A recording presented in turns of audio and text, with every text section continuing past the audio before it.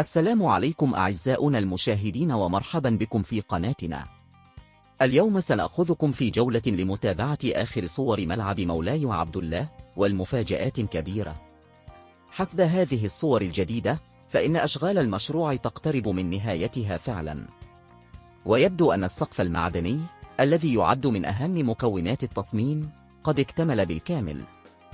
هذه التحفة المعمارية بدأت تأخذ شكلها النهائي وتعد بتجربة استثنائية للمشجعين.